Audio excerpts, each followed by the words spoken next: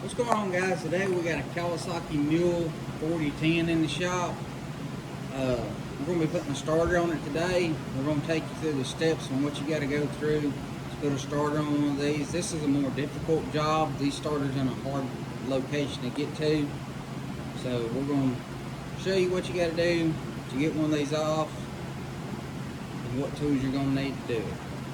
So let's get started on it. Now, since we're messing with our starter and stuff that's got power running to it, first thing you're going to do is take this cover off right here. Behind this cover is going to be your battery. We're going to disconnect our battery.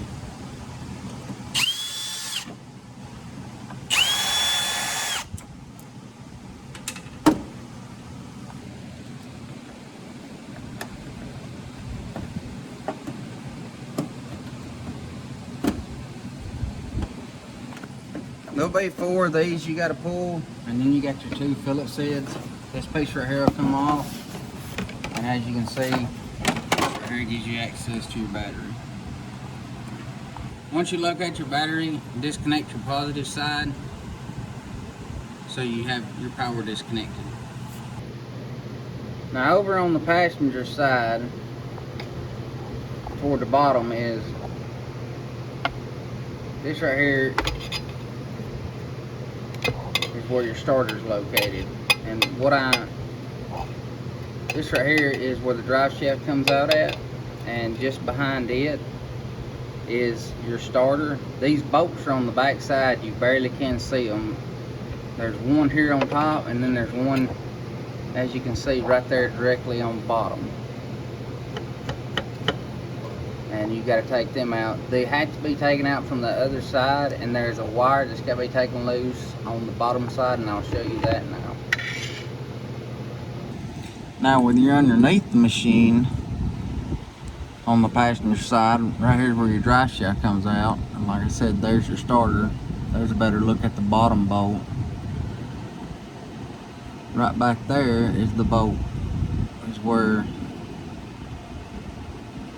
it connects to get its power from.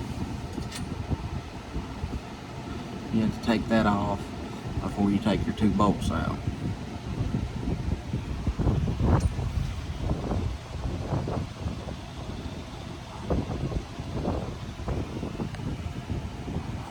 And then there's this little vent hose right here that you have to take loose.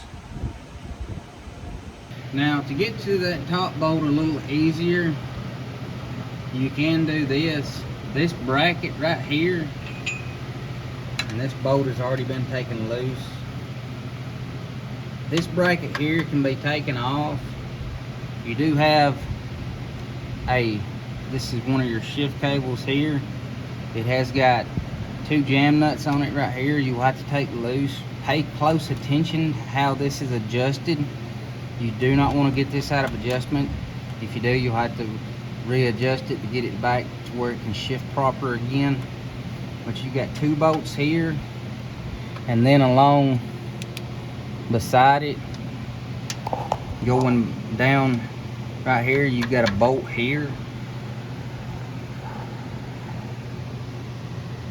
and then you've got a bolt directly beside it right here. So you take that off, and this bracket right here will be out of your way and give you a little bit easier access, and you can work that top bolt from the top side here instead of working it from the bottom. So we're going to remove this bracket to have a little bit easier access to the top bolt.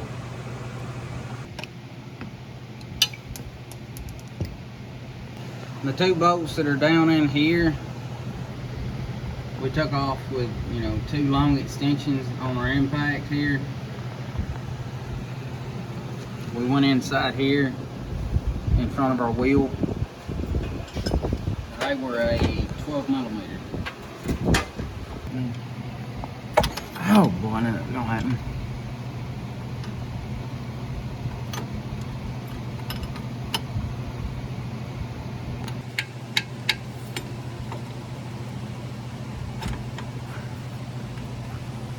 All we're doing, we're not taking this completely out of the way. As you can see, we're just gonna flip it up out of the way like this, and we'll take like a bungee strap or you can zip tie it back out of the way.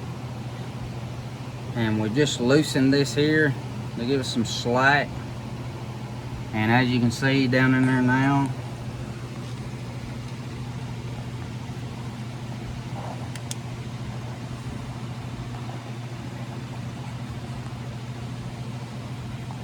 and as you can see right here is our bolt head.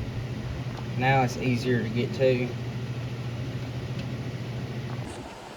Once you get your plate out of the way, you're going to come back underneath it and remove your bottom bolt, as we've done here.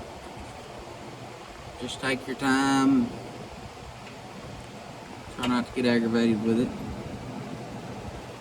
As you can see, the bolt for your wire there is nearly up against the frame.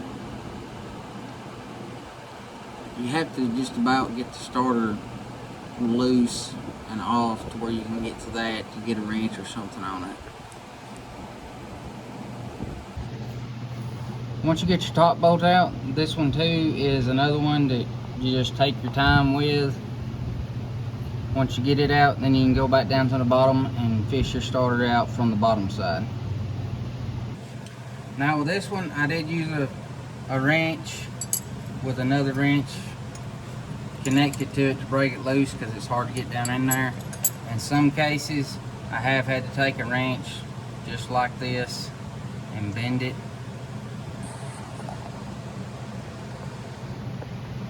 to get down in there to some of these starters. Depending on how the bolt is and the situation, I have had to use this on a couple different mules. So that's just one of these things that stays in my toolbox for a Kawasaki Mule. Alright guys, once you get your top bolt out, you'll be able to slide it down enough to where you can get this off with a small impact or something, or a ratchet. And then once you get it pulled out enough, you can see right here, you've got another wire that just simply unplugs. And getting this sucker out from underneath there is probably the easiest thing about the whole job. So getting this thing out from underneath there is no problem. It's just simply a couple little wiggles and stuff, and it really almost falls out. So, you know, once you get the top bolt undone, you'll pull it down and pull it to the side so you can get the nut off of it to disconnect your wire. You'll pull it out some more to where you can get this and unplug it, and it really just slides on out. The reason why we didn't video it is because it's just there's skid plates and stuff underneath this thing, and it just blocks all the views and stuff. Same thing like from the top, a video on us taking out the bolts and stuff like that. And don't forget guys, just like always in all of our videos, if you're doing a job like this and looking for a starter and tools and stuff to do it with, check out down in our description below. We'll have a starter and all the stuff you'll need to complete a task like this. Down in our description below, it's just a click away. You can get stuff ordered and shipped to your house, and you ain't got to worry about looking for it and worried about if you're ordering the right part or anything.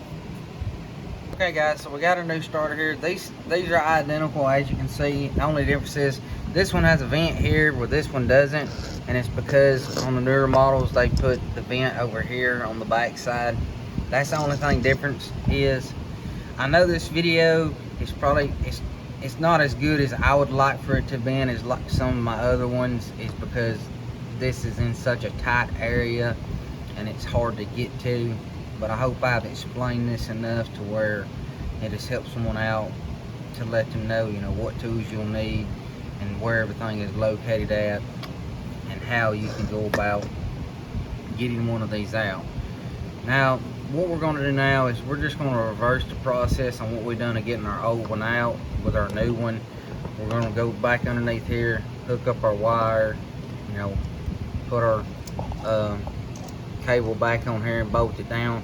And as always guys, when you're bolting down these cables, make sure you don't over tighten this and spin this stud, because spinning it inside here can cause it to break loose and then your starter's damaged. So, you know, we're just wanting to make sure it's good and tight, but not enough to spin this right here, the stud off. And then we're just going to reverse the process, putting this on, bolting it back up, putting our plate on, and putting our shift cable back in place, tightening everything back down, and then, you know, we're just left with testing our starter out. So I hope this video has been helpful to someone. If y'all like videos like this, don't forget to subscribe to our channel here. As always, we appreciate you guys following along, and we'll catch y'all in the next video.